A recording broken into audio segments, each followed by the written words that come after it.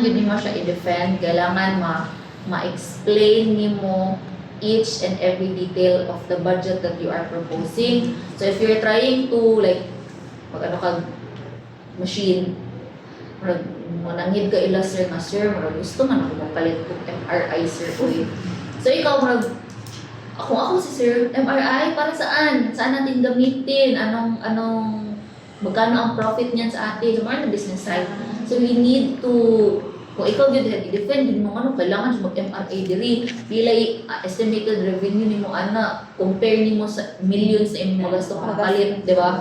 So marag, i-weigh na nila, tagai of options sila sir na i-weigh kung is it worth it na, worth it ba na is it worth it na pagbigyan nako imong request or is it i-delay lang sa nato kaya hindi pa kaya siya feasible at this time. Yan na siya.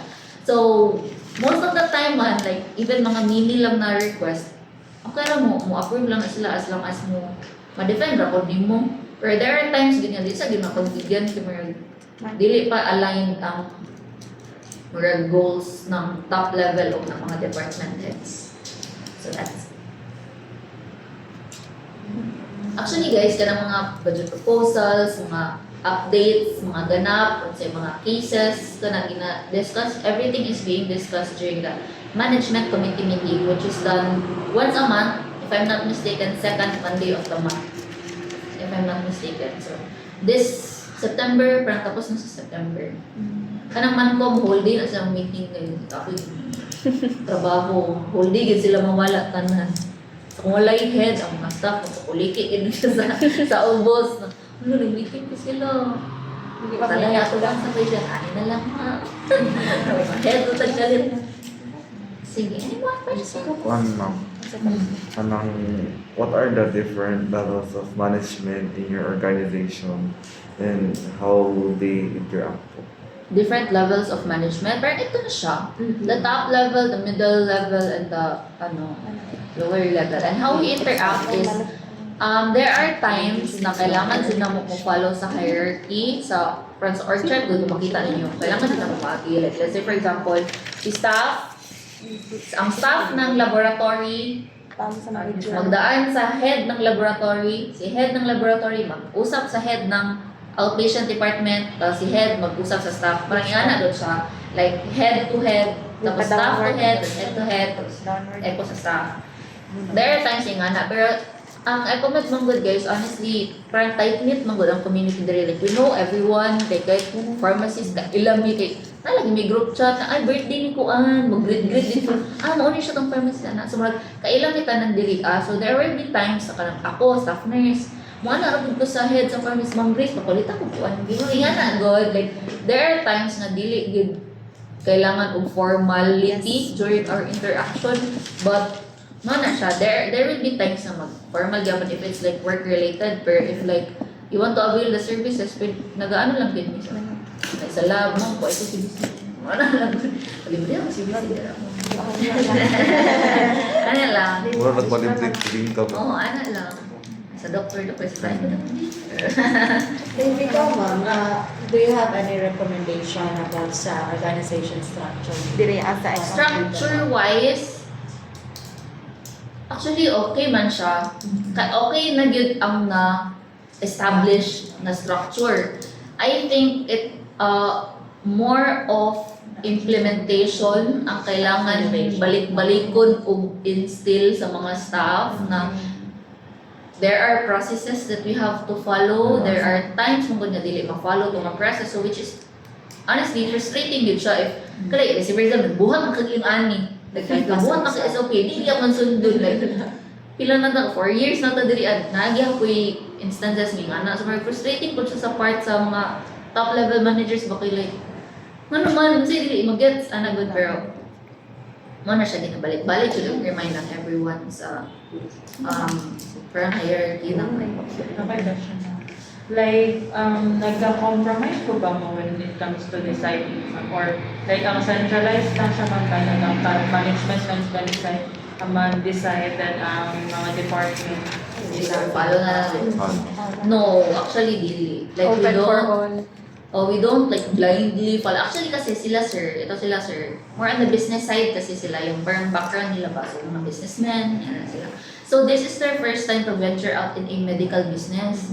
So sila actually parang, pag may sabihin ko sa kanila, ano yan? I-explain mo nga yan sa akin. So like, back to basics, yun guys, sa Ilaha. So parang ang background nila sa medical is yung si Dr. Tagle, yung sister ni Sir LGC. Pero apart from that, wala din sila yung idea how a medical business works. So, because of that, magmana din sila advice from these people, like, from the VP for operations, from the department heads. Mag-consult din na sila, bakit ano pala usually in a hospital setting, ano pala mangyari? So, explain mo. Ganun pala. So, sa atin, saan tayo? Where do we fall in that? Should we follow what they do or what should we modify para ma-apply natin dito sa atin? So, decisions like that, dili good sila sir kami ang masusunod. Maminaw good sila sa atong mga heads and actually even sa mga staff. Kasi parang sila gusto din nila maturuan mo sila ba? Yes. Where, asa man tamo lugar, ani ikaw, ani kabalo ani. So, tuluin ni, walang gusto. As you have said earlier, ma'am, na employed kay 91 na estimated, 91. Is kanang kamari siya ma'am, lacking yapon or kanang overstaff? Actually, sa staffing, sa amin, ang staffing lang good naman there is in-base naman siya sa ratio, like census, like sa mga patient. Kaya parang sa DOH na may first hospital setting mo to, like 1 nurse is to 6, parang 1 is, parang himong 1 is to 1. Charot. Diba? Pero sa amin, ang kadalang admission, so we base our staffing sa census. Sa amin, sa outpatient department, dagan, in a day, like 15, dagan na kayo ng 15 patients in 1 day.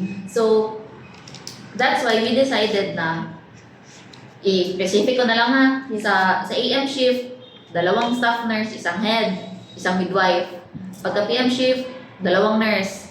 Sa night shift, 11 to, like knock shift ba, isa lang dito staff nurse, 1 ka doktor. Ano lang yun? Save yourself. Ano siya? So, kasi, konti lang man din yung census ng outpatient. So, 15, tapos sa gabi pag yun, wala ba yung nagapaano og kadlawon unless lang ang common is mga call center agents kaya di ba kadlawon man sila mag-duty so kadlawon sila mo adto pero apart from that dili pod permi so that's why i-decide na ingato lang ang staffing sa OPD so kami fix na kami here comes dialysis department sa dialysis department pagta na silang 4 ka shift in 1 day imagine na tulo lang to ka shift regularly nganong na may 4th shift di ba ingana kadaghan ilang patients that they needed to build another shift, construct another shift. So, ang patients nila dyan, parang nag-abot na sila ng 70? Patients, 70 average, adi na siya. Girl, kunya, ay dili, adi, pero like, as a whole. Pero, ang dara man good na ay 16 machines. So, in 1 shift, 16 lang ang makater mo. So, imagine na in a day, 4 shifts, 16. So, kung ikaw, 5 lang ka nurse ka, kaya ni mo na, mag-hook pa kag patient, i-prime pa ni mo ang machine. Nga na siya. So, currently karon ang dialysis. As a whole na kasali na ang head, staff, tsaka tech, tsaka NA. Pero naabot sa 20. Tapos ka na siya magkulang pag ilan ng 20 sa ilang ways. I'm not sure if they're still hiring karon sa dialysis. Pero, daga na dyan sila patient. Hangak, hanggang kayo for them. So, kita ninyo ang difference sa census. So, sila dagan census, dagan staff. Kami gamay census, gamay staff. Kasi sa ingana na sitwasyon na, is there any kind of ang interrelation between those department pa kayo na may conflict sa inyo? Conflict between the departments because of the staffing? Wala, actually. Okay, may sa gets na mo nga nung ingana ang staffing. Gets na gino kay wa man pud mi kami sa outpatient department, wala man pud mi naabot sa point where giabuso na ginamong ko na may uli-uli. Wala man naabot sa ingana. Good, like, gets na ginamang kayo. Doable, soft nursing, baby, hindi rin ako. So, doable lang kita na. Di lang siya mas-soft ko na ang i-code, pero okay lang na, kaya di man per maintain. So, marag, okay ra, mag-gets ra sila mag routine. Tapos, everyday, pag mo na buhat doon. Gets nang na kung ano din sila dira. So, marag, hiwalay mo ng dialysis kay ground floor, may tanan ba? Sila rin na, sa second floor. So, guys lang, sige, go. Kaya na ninyo. Pinilit niyo yun. Ma'am, regarding ma'am, meron din kayong work-life balance, ma'am, like, sa isa ka week, kabila mo pati mag-duty or Fix give me 5 days a week. 5 days a week, tapos regular lang 4